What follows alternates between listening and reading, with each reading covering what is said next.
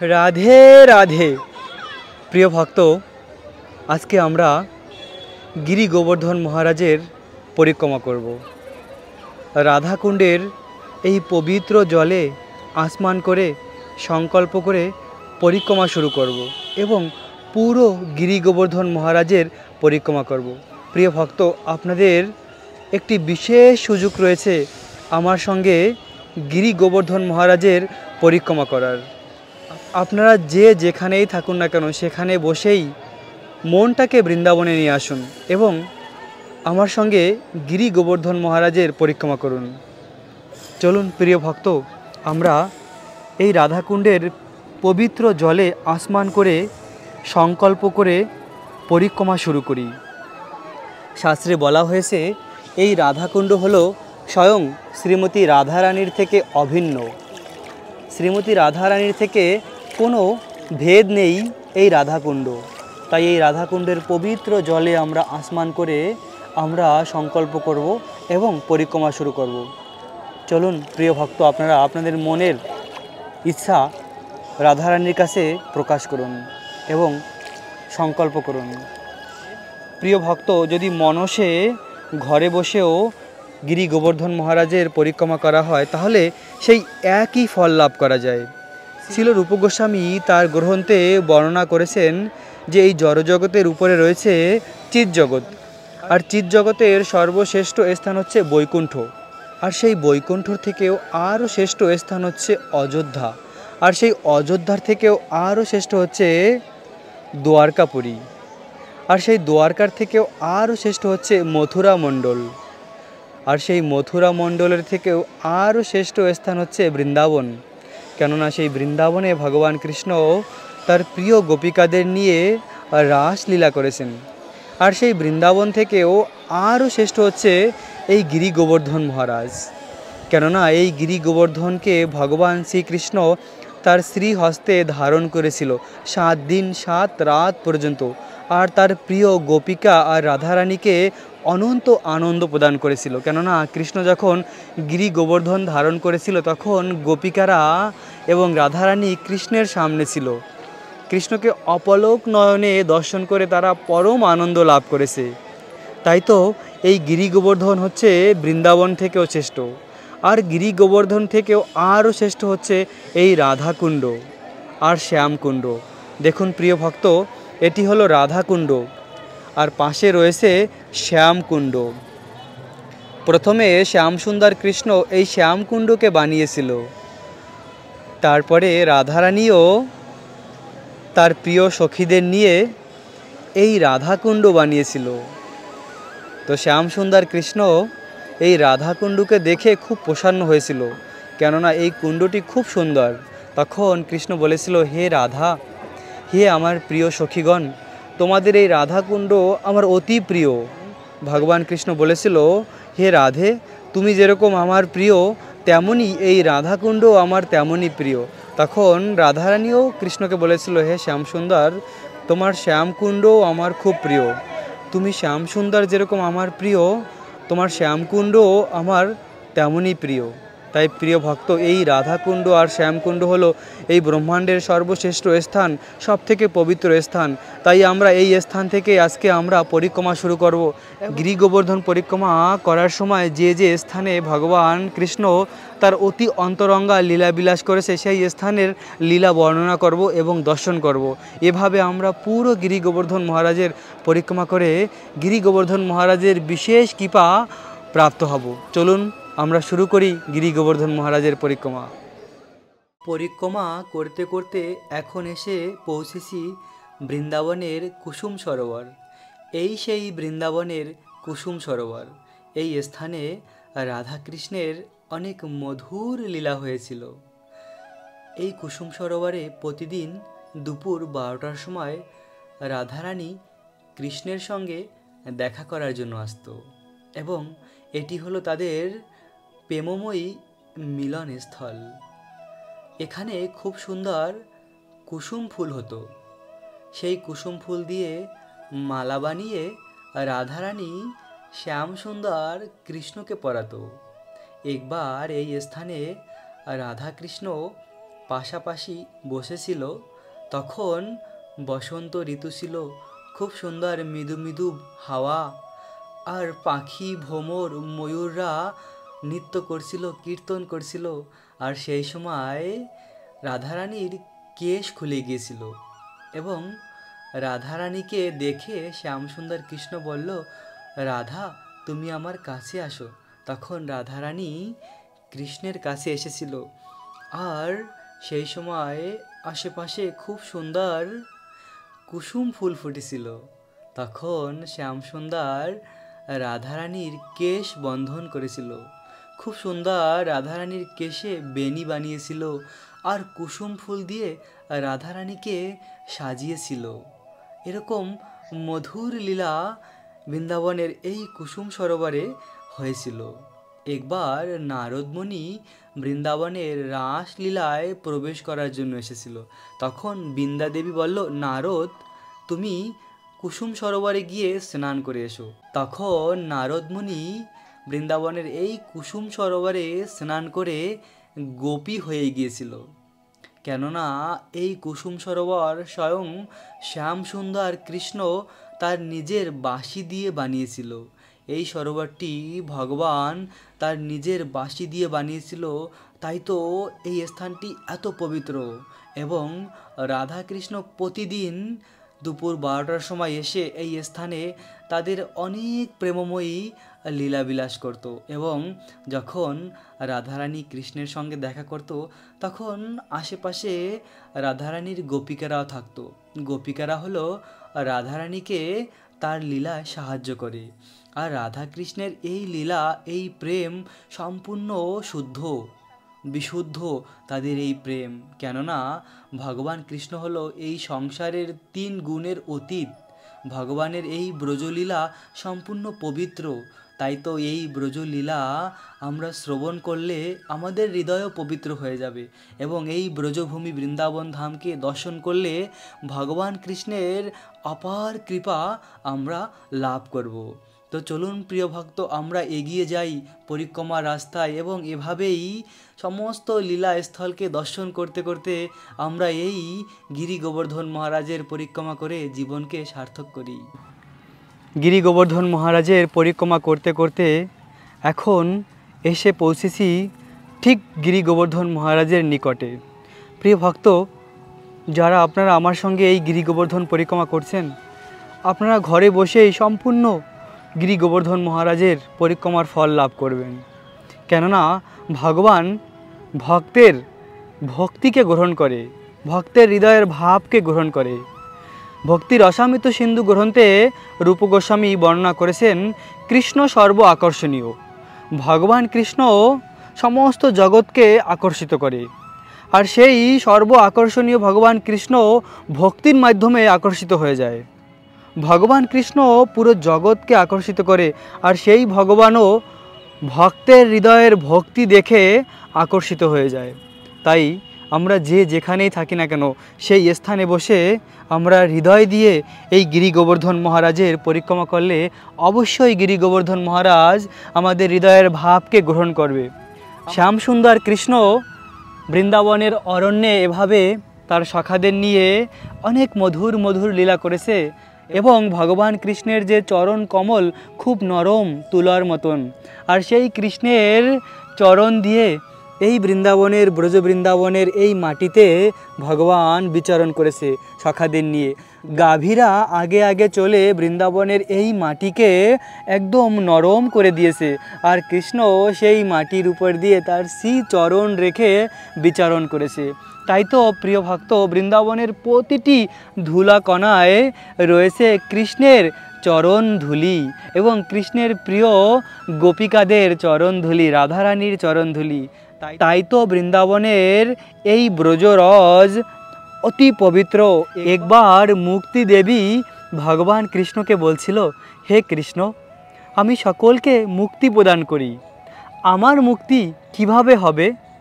তখন কৃষ্ণ বলেছিল মুক্তি দেবীকে, তুমি বৃন্দাবনের এই ব্রজরজ তোমার মাথায় লাগাও। বৃন্দাবনের এই পবিত্র ধুলিকে তোমার মাথায় লাগাও, তাহলে তোমারও মুক্তি হয়ে যাবে। একবার ভেবে দেখুন প্রিয় ভক্ত, এই ধুলি কত পবিত্র, কেননা এই প্রতিটি ধুলিতে রয়েছে আমাদের শ্যাম সুন্দর শ্রীকৃষ্ণের চরণ স্পর্শ। তাই তো একে বলা হয় ব্রহ্মার দুর্লভ বৃন্দাবনের এই ধুলা। ভগবান কৃষ্ণের এই বৃন্দাবন ধাম হচ্ছে ভগবান কৃষ্ণ থেকে অভিন্ন, আর প্রতিটি বস্তু এখানকার চিন্ময়। তাই তো মুক্তিদেবীও এই বৃন্দাবনের ব্রজ ধুলাকে মাথায় লাগিয়ে মুক্তি লাভ করেছিল। আর ভগবান কৃষ্ণ যখন গোকুলে তার বাল্যলীলা করছিল, তখন একবার কৃষ্ণ বৃন্দাবনের ব্রহ্মাণ্ড ঘাটে মাটি খেয়ে নিয়েছিল। কৃষ্ণ সখাদের নিয়ে যমুনা তটে ব্রহ্মাণ্ড ঘাটে গিয়েছিল লীলা করার জন্য। তখন কৃষ্ণ ব্রহ্মাণ্ড ঘাটের মাটি খেয়ে নিয়েছিল, আর কৃষ্ণের সখারা মা যশোদার কাছে গিয়ে বলে দিয়েছিল, মাইয়া যশোদা, মাইয়া যশোদা, কানহাইয়া না মাটি খেয়ে নিয়েছে।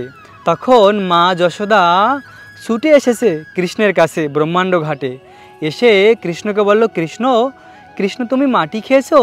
তখন শ্যামসুন্দর কৃষ্ণ বলল, না মা, আমি তো মাটি খাইনি। তখন মা যশোদা বলল, তুমি হাঁ করো, আমি দেখব তোমার মুখের ভিতরে তুমি মাটি খেয়েছো কিনা।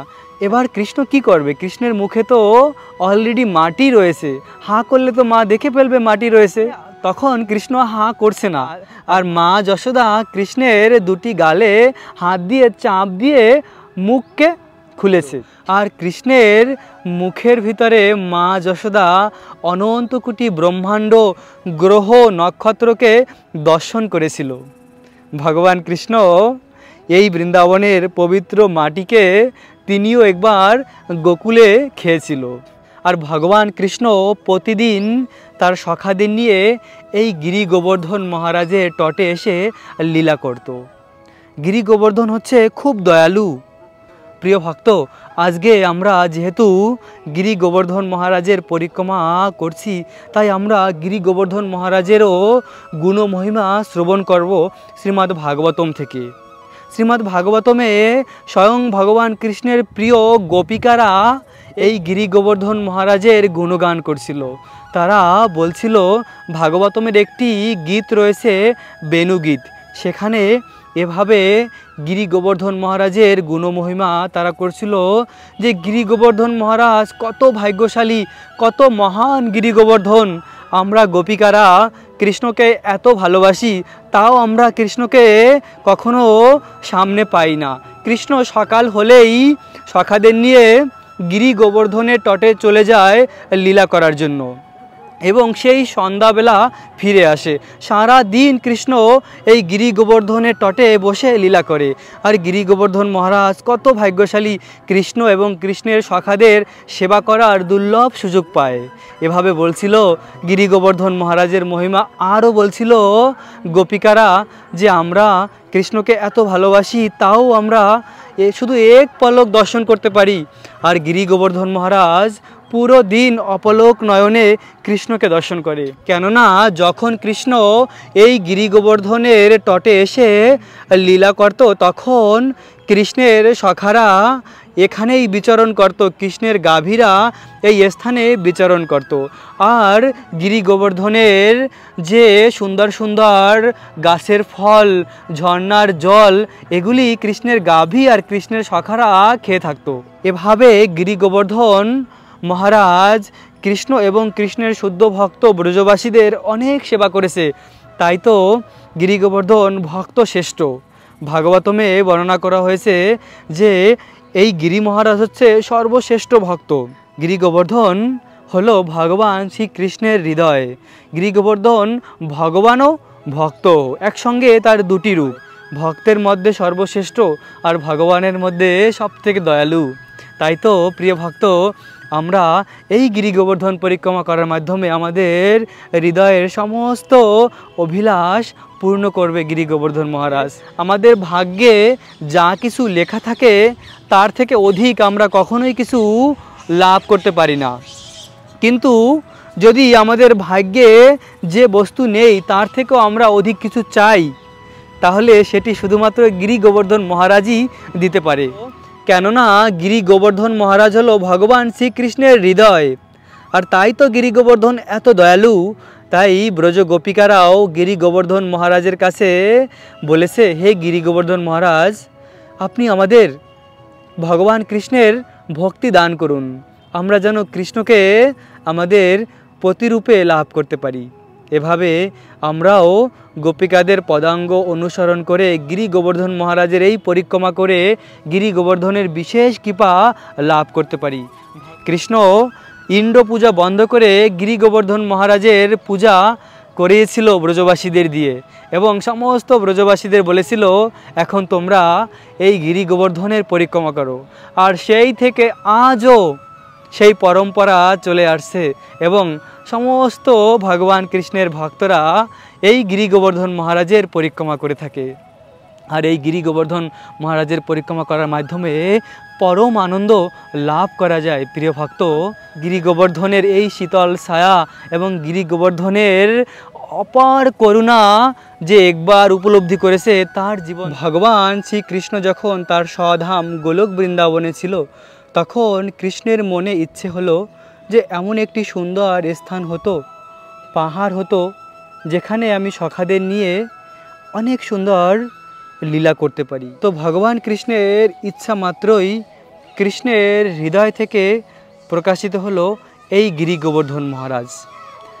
এই গিরি গোবর্ধন মহারাজকে ভগবান শ্রীকৃষ্ণের হৃদয়, ভগবান কৃষ্ণের হৃদয় থেকে প্রকাশিত হয়েছে এই গিরি গোবর্ধন মহারাজ। এবং ভগবান কৃষ্ণ যখন এই ভৌতিক সংসারে তার এই ব্রজলীলা করার জন্য আসে, তখন কৃষ্ণ রাধারানীকে বলে, হে রাধা, আমরা ভৌতিক সংসারে যাব আমাদের ব্রজলীলা করার জন্য। তখন রাধারানী বলল, না না, আমি তো যাব না।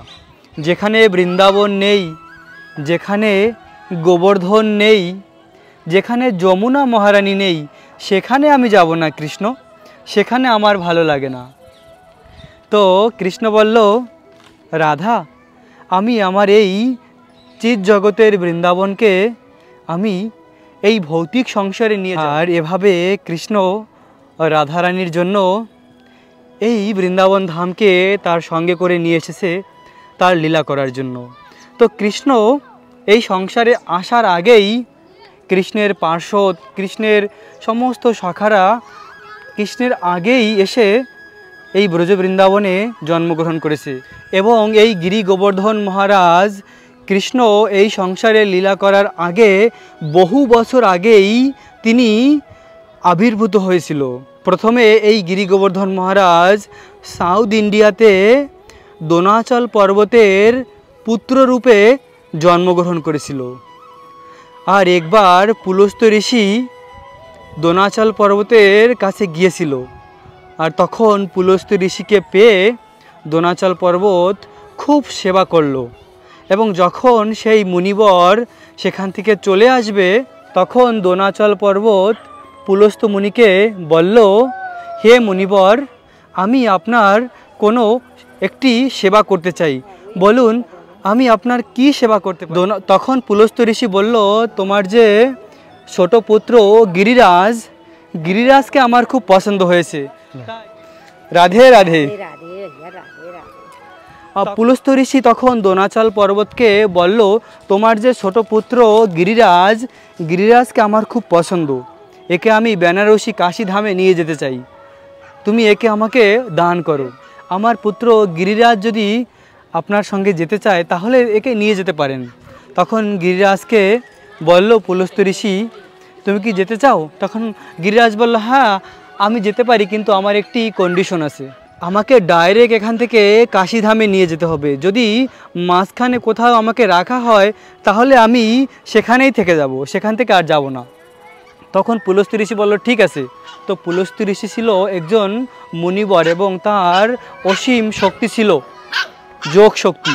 আর সেই যোগ শক্তির মাধ্যমে এই পুলস্ত্য ঋষি গিরিরাজকে উঠিয়ে নিয়ে যাচ্ছিল আকাশ থেকে।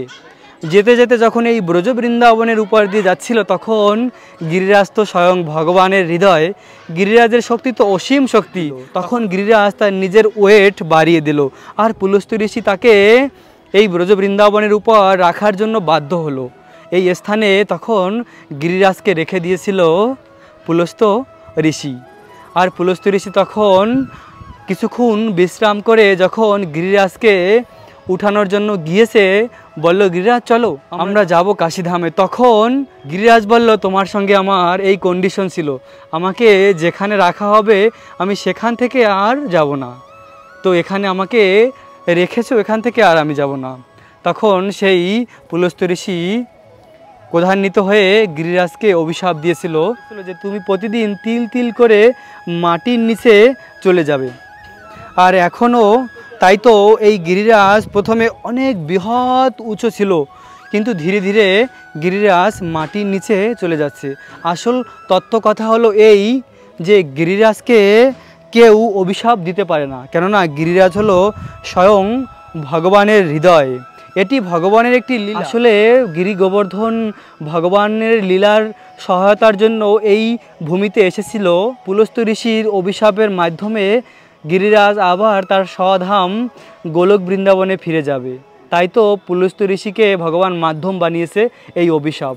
আসলে ভগবানের হৃদয় হলো এই গিরি গোবর্ধন, ভগবান কৃষ্ণ থেকে অভিন্ন। তাই যে ভক্তরা এই গিরি গোবর্ধনের পরিক্রমা করে তাদের জীবনের সমস্ত দুঃখ কষ্টকে গিরিরাজ হরণ করে এবং পরম আনন্দ লাভ করে, এবং এমন কোনো অভিলাষ নেই যে গিরি গোবর্ধন পূরণ করতে পারে না, কেননা ভগবান সব কিছু করতে পারে। তাই আমাদের মনের সমস্ত অভিলাষকে এই গিরি গোবর্ধন মহারাজ পূর্ণ করতে পারে। আর একবার ভগবান কৃষ্ণ উদ্ধবকে পাঠিয়েছিল বৃন্দাবনে ব্রজ গোপিকাদের সান্ত্বনা দেওয়ার জন্য।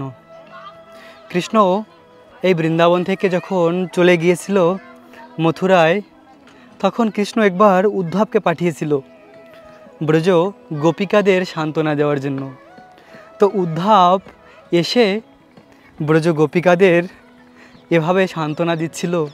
উদ্ধব ভেবেছিল আমি শিক্ষক, এই ভাব নিয়ে তিনি তাদেরকে শিক্ষা দিচ্ছিল, কিন্তু উদ্ধব ব্রজ গোপিকাদের শিক্ষা দিচ্ছিল যে কৃষ্ণকে স্মরণ করার মাধ্যমে দুঃখ থেকে মুক্তি লাভ পাওয়া যায়, তোমরা কেন দুঃখ করছো? আর ব্রজ গোপিকারা বলছে যে আমরা এই বৃন্দাবনে বসে সব সময় এটাই চাই যে কিভাবে কৃষ্ণকে ভোলা যায়, কৃষ্ণকে এক মিনিটের জন্য আমরা ভুলতে পারি না, আর তুমি বলছো কৃষ্ণকে মনে করার কথা। তো উদ্ধব ভেবেছিল যে কৃষ্ণের সম্বন্ধে জ্ঞান প্রদান করে ব্রজবাসীদের আমি সান্ত্বনা দেব। অবশেষে উদ্ধব বুঝতে পারলো যাদেরকে আমি সান্ত্বনা দেওয়ার জন্য এসেছি তারা তো মহান ভাগবত, ভগবানের সর্বশ্রেষ্ঠ ভক্ত। কেননা প্রিয় ভক্ত, আমাদের কৃষ্ণকে সবসময় মনে রাখার জন্য কত কষ্ট করতে হয়, মালা জপ করতে হয়, কৃষ্ণের বই পড়তে হয়, তাও মন বারবার বিষয়ের দিকে ধাবিত হয়, কৃষ্ণের চরণে মনকে লাগাতে পারি না। আর ব্রজগোপিকারা তারা তো নিত্যসিদ্ধ ভক্ত, ভগবানের শুদ্ধ ভক্ত, তারা এক মিনিটের জন্য কৃষ্ণকে ভুলে থাকতে পারে না। তাই তো তারা সবসময় প্রার্থনা করতো যে কৃষ্ণকে যেন আমরা ভুলতে পারি, কেননা কৃষ্ণের বিরহে এত কষ্ট পাচ্ছিল যে ব্রজ গোপিকাদের চোখের জলে, যে বৃন্দাবনের যে বৃক্ষ রয়েছে এই বৃক্ষ ব্রজ গোপিকাদের চোখের জলের মাধ্যমে তারা জীবন ধারণ করত, কেননা তাদের চোখের জল এতই প্রভাবিত হতো যে সেই বৃন্দাবনে সমস্ত বৃক্ষ গোপিকাদের চোখের জলে পুষ্টি সাধন হতো। তো ভেবে দেখুন প্রিয় ভক্ত, কত মহান এই ব্রজ গোপিকারা। তো এভাবে উদ্ধব ব্রজ গোপিকাদের দর্শন করে তাদের কৃষ্ণের প্রতি অনন্য প্রেম ভক্তি দেখে উদ্ধব তার হৃদয়ের যে জ্ঞানের অহংকার ছিল সেটাকে তিনি সঙ্গে সঙ্গে পরিত্যাগ করলো, আর ভগবানের কাছে প্রার্থনা করলো, হে ভগবান, আমি এই বৃন্দাবন ধামে থেকে ব্রজ গোপিকাদের চরণ ধুলি প্রাপ্ত হতে চাই, আমি মনুষ্য জন্মও চাই না, আমি এই বৃন্দাবনের উদ্ধব কুণ্ডের পাশে গুল্ম তরু লতা হয়ে বৃক্ষ হয়ে আমি এখানে বসবাস করতে চাই এবং লতা পাতা হয়ে যদি আমি এই ভূমিতে থাকি তাহলে তোমার এই শুদ্ধ ভক্ত ব্রজ গোপিকারা আমার উপর দিয়ে যাবে এবং তাদের দুর্লভ চরণ রেণু আমি প্রাপ্ত হব। তাই তো হে প্রিয় কৃষ্ণ, আমাকে এই বরদান দাও যেন আমি এই ব্রজ বৃন্দাবনে আমি গুল্ম তরুলতা হয়ে জন্ম লাভ করতে পারি।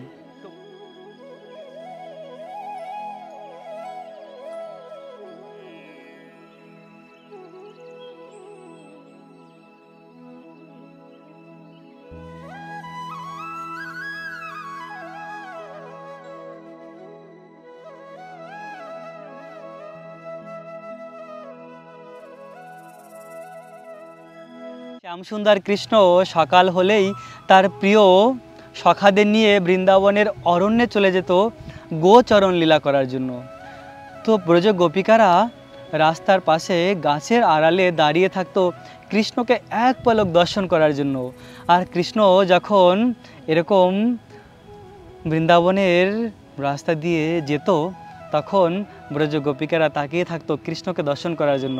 আর কৃষ্ণ যখন যেত তখন এভাবে কৃষ্ণের শ্রীচরণ এই ভূমিতে স্পর্শ করেছে আর এখনও রয়েছে কৃষ্ণের এই চরণ ধুলি। এই যে ব্রজ বৃন্দাবনের ব্রজরজ, এটি হলো ভগবান কৃষ্ণের চরণ স্পর্শকৃত এই ব্রজধূলি। অতি দুর্লভ এই ব্রজধূলিকে যে একবার স্পর্শ করে তার মুক্তি কনফার্ম হয়ে যায়। তাই তো এই বৃন্দাবনের ব্রজরজ আমরা মাথায় লাগাই এবং হৃদয়ে ধারণ করি। পরিক্রমা করতে করতে এখন এসে পৌঁছেছি গোবিন্দকুণ্ড। এই সেই বৃন্দাবনের গোবিন্দকুণ্ড। দেবরাজ ইন্দ্র ভগবানের চরণে অপরাধ করার পরে এই স্থানে এসে ভগবান কৃষ্ণের কাছে ক্ষমা ভিক্ষা করেছিল এবং সুরভি গাভীকে নিয়ে এসেছিল এই স্থানে। সুরভি গাভীকে আগে রেখে সুরভি গাভীর পিছে পিছে করে ভগবান কৃষ্ণের কাছে এসে এই স্থানেই দেবরাজ ইন্দ্র কৃষ্ণের কাছে ক্ষমা ভিক্ষা করেছিল এবং সুরভি গাভীর দুধ আর গঙ্গার জল দিয়ে কৃষ্ণের অভিষেক করেছিল। আর সেই অভিষেকের পরে যে জল তাকে বলা হয় চরণামৃত। এই সেই ভগবান শ্রীকৃষ্ণের চরণামৃত। আর এই কুণ্ডটির নাম হলো গোবিন্দ কুণ্ড। তো ভগবানের অভিষেক করার পরে দেবরাজ ইন্দ্র ভগবানের একটি নাম দিয়েছিল আর সেই নাম হলো গোবিন্দ। এই গোবিন্দ নাম এই স্থানেই রেখেছিল দেবরাজ ইন্দ্র ভগবান কৃষ্ণের। তো প্রিয় ভক্ত, যখন কেউ গিরি গোবর্ধন পরিক্রমা করে তখন এই গোবিন্দকুণ্ডকে দর্শন করে যেতে হয়, কেননা এই গোবিন্দকুণ্ডের এই স্থানেই ভগবান কৃষ্ণ তার প্রিয় সখাদের নিয়ে অনেক প্রেমময়ী লীলা করেছে এবং একবার মাধবেন্দ্রপুরীও এই স্থানে বসেছিল। তো তখন মাধবেন্দ্রপুরীর কাছে স্বয়ং ভগবান কৃষ্ণ একটি ছোট বালক রূপে এসে মাধবেন্দ্রপুরীকে একটি গ্লাসে করে তাকে দুধ দিয়ে গিয়েছিল। কেননা মাধবেন্দ্রপুরী ছিল ভগবানের শুদ্ধ ভক্ত। তিনি কখনো কারো কাছে কিছু চেয়ে খেত না, যখন যা পেত তাই খেয়ে বেঁচে থাকতো। এরকম মহান বৈষ্ণব ছিল। তো ভগবান কৃষ্ণ তো জানতো যে একজন আমার শুদ্ধ ভক্ত মাধবেন্দ্রপুরী এই গোবিন্দকুণ্ডের তটে এসে বসে আছে এবং তার খুব ক্ষুধা লেগেছে। তখন ভগবান নিজে সেই মাধবেন্দ্রপুরীর জন্য একটি গ্লাসে করে দুধ নিয়ে এসেছিল। তো প্রিয় ভক্ত, এই স্থানে মাধবেন্দ্রপুরীর খুব সুন্দর বিগ্রহ রয়েছে। এখানে মাধবেন্দ্রপুরী বসেছিল আর স্বয়ং ভগবান শ্রীকৃষ্ণ এই মহান শুদ্ধ ভক্তর কাছে এসে তাকে একটি মাটির হাঁড়িতে করে তাকে দুধ দিয়ে গিয়েছিল। দেখুন ভগবান তার ভক্তকে কত ভালোবাসে। ভগবান স্বয়ং এসে তার ভক্তকে এই স্থানে দর্শন দিয়েছে একটি বালক রূপে আর তাকে দুধ প্রদান করেছিল। তো এই গোবিন্দকুণ্ড হলো অতি দিব্য স্থান, যে স্থানে স্বয়ং ভগবান তার প্রিয় শাখাদের নিয়ে গোচরণ লীলা করেছে এবং দেবরাজ ইন্দ্র এসে এই স্থানে ভগবানের কাছে ক্ষমা ভিক্ষা করেছে। তো আমরা আগে চলছি পরিক্রমার রাস্তায়, পরিক্রমা করে করে আমাদের এই জীবনকে আমরা ধন্য করব ভগবান শ্রীকৃষ্ণের প্রিয় হৃদয় থেকে প্রকাশিত এই গিরি গোবর্ধন মহারাজের পরিক্রমা করে। সত্যি জীবন আমাদের ধন্য হলো প্রিয় ভক্ত। কত সুন্দর অপরূপ এই গিরি গোবর্ধন মহারাজ, এবং আমার নিজের অনুভব আপনাদের সঙ্গে শেয়ার করছি প্রিয় ভক্ত। অনেক আনন্দ লাভ হচ্ছে এই গিরি গোবর্ধন পরিক্রমা করে, যে আনন্দের কোনো সীমা নেই, কোনো শেষ নেই। যদিও 22 কিলোমিটার লম্বা এই পরিক্রমার রাস্তা, কিন্তু তাও মনে হচ্ছে খুব ছোট, কেননা গিরি গোবর্ধন মহারাজের কৃপার মাধ্যমে বিশেষ আনন্দ লাভ করা যায় এই গিরি গোবর্ধন পরিক্রমা। প্রিয় ভক্ত, পরিক্রমা করতে করতে এখন প্রায় শেষ পর্যায়ে চলে এসেছি। তো এরপরে আমরা পৌঁছে যাব রাধাকুণ্ডে। যে রাধাকুণ্ডে থেকে আমরা পরিক্রমা শুরু করেছিলাম, সেই রাধাকুণ্ডে আমরা পৌঁছে সেখানে আমরা পরিক্রমা সমাপ্ত করব। তো এভাবে পুরো গিরি গোবর্ধন আমার সঙ্গে পরিক্রমা করে আপনারা অসীম কৃপা এবং ফল লাভ করলেন। তো প্রিয় ভক্ত, এর পরের ভিডিওতে আমি বৃন্দাবনের পঞ্চক্রোশ পরিক্রমা আপনাদের করাবো। আমার সঙ্গে আপনারা বৃন্দাবনের যে পঞ্চক্রোশ পরিক্রমা সেটা করতে পারেন। এবং শাস্ত্রে বলা হয়েছে বৃন্দাবনের যে পঞ্চক্রোশ রয়েছে এটি হলো শ্রীমতী রাধারানীর হৃদয়। যেমন বৃন্দাবনের এই গিরি গোবর্ধন হচ্ছে কৃষ্ণের হৃদয়, তেমনি বৃন্দাবনের এই পঞ্চক্রোশ পরিক্রমা হলো রাধারানীর হৃদয়। কেননা বৃন্দাবনের পঞ্চক্রোশের মাঝে রয়েছে রাসমণ্ডল, নিধিবন, সেবাকুঞ্জ, এরকম অনেক অন্তরঙ্গা লীলাস্থল রয়েছে পঞ্চক্রোশের মাঝে। তাই তো বৃন্দাবনের পঞ্চক্রোশ খুব গুরুত্বপূর্ণ। প্রিয় ভক্ত, এর পরের ভিডিওতে আমরা বৃন্দাবনের পঞ্চক্রোশ পরিক্রমা করব মনসে। আপনারাও আমার সঙ্গে ঘরে বসে বৃন্দাবনের পরিক্রমা করে জীবন ধন্য করুন এবং রাধারানীর বিশেষ কৃপা লাভ করুন। চলুন আমরা প্রবেশ করি এখন রাধাকুণ্ডে, যে রাধাকুণ্ড থেকে আমরা পরিক্রমা শুরু করেছিলাম। প্রিয় ভক্ত, পরিক্রমা সমাপ্ত করে সেই রাধাকুণ্ডে এসে পৌঁছে গেলাম। এই স্থান থেকেই সকালবেলা আমরা পরিক্রমা শুরু করেছিলাম, আর পুরো দিন আমরা গিরি গোবর্ধন মহারাজের পরিক্রমা করে এখন সন্ধ্যা 7টা বাজে আর আমাদের পরিক্রমা সমাপ্ত হলো। এই পাশে এটি হলো রাধাকুণ্ড। এই রাধাকুণ্ড শ্রীমতী রাধারানীর থেকে অভিন্ন। আর এই পাশে রয়েছে শ্যামকুণ্ড। শ্যাম সুন্দর কৃষ্ণর থেকে অভিন্ন। অতি পবিত্র ব্রহ্মাণ্ডের এই রাধাকুণ্ড আর শ্যামকুণ্ড। এবং আজকে আমরা গিরি গোবর্ধন মহারাজের পরিক্রমা করে আমাদের জীবনকে ধন্য করলাম। প্রিয় ভক্ত, আশা করি গিরি গোবর্ধন ভগবান আমাদের উপরে তার কৃপা বর্ষিত করবে এবং আমরা গিরি গোবর্ধনের কৃপা লাভ করে ভগবান কৃষ্ণের প্রেম প্রাপ্ত হব। দেখা হবে আগামী ভিডিওতে। রাখবেন নিজেদের অনেক যত্ন এবং থাকবেন কৃষ্ণ ভাবনাময়। রাধে রাধে।